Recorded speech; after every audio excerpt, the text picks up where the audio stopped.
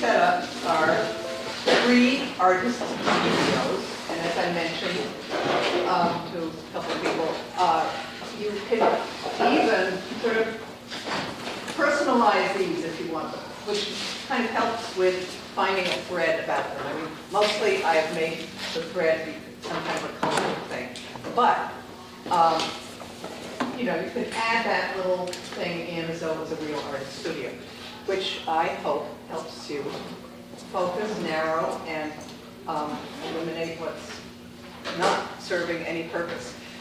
This one over here is probably the most subdued and rectilinear.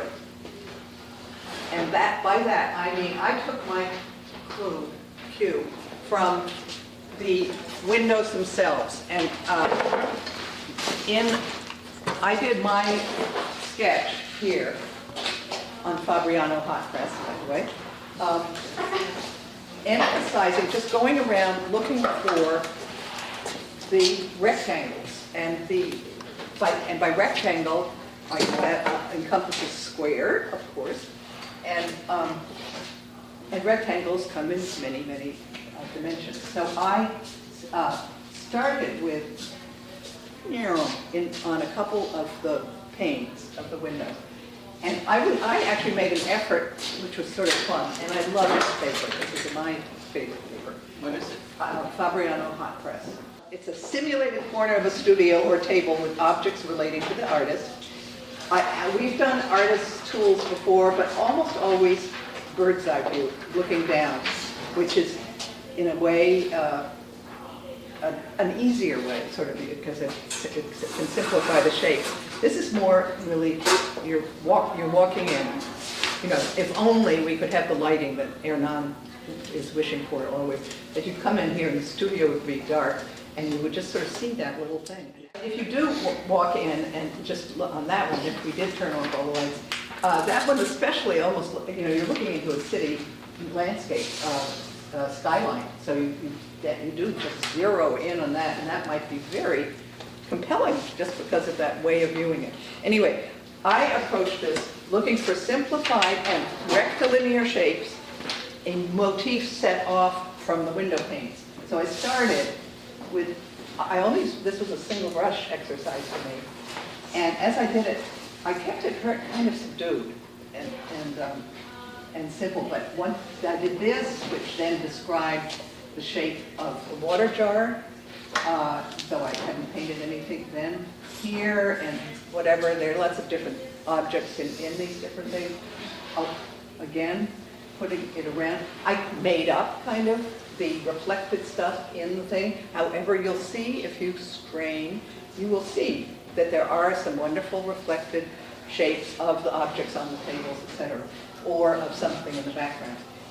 Books, and I kept looking for wherever, it's sort of like Where's Waldo, or one of those things in the Post. I don't know if anyone ever does those. What's different from the two pictures? Where, I thought, okay, where's the next rectangle? So I found in one of those jars that has the powdered pigment, not only that, different shapes, and this lends to it. So the notebook, the pen, brush, whatever it is, and little shapes, and at certain points, and labels on books or whatever, at certain points you may even be making up some of these. You may say, that's not exactly a rectangle, but I'm going to put something in that jar.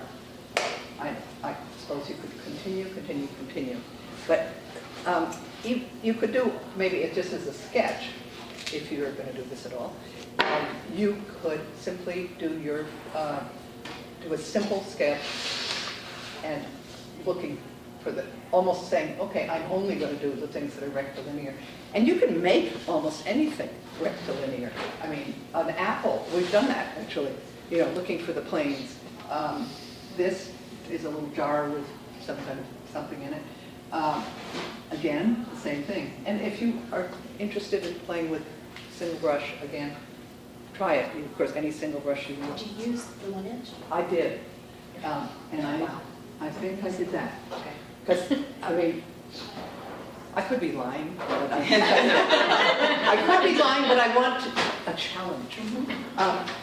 It helps to do a single brush. Is that a 1 inch or? That's a 1 inch. It's very short. This is a ½ inch. That's short. The Winsor and Newton are not short, but they are, the 1 inch is more or less square. The Right. ½ inch is not. It's more elongated, so it's a different rectangle thing. Certainly you could do this simply with this, but this helps think big, big, big. And obviously you can treat this any way you want. You don't have to do my little the linear one brush thing. Start by focusing. Everybody in this class I know is doing it, focusing, you know, whether you have a slide frame or an iPad or whatever. But this is a good one, especially to focus down on, because at first you say, ah, look at all this stuff. What has she done? But take your iPad or camera or your frame device or whatever, borrow my iPad if you don't have anything, and just come down on it, and all of a sudden, hopefully you're in a studio world.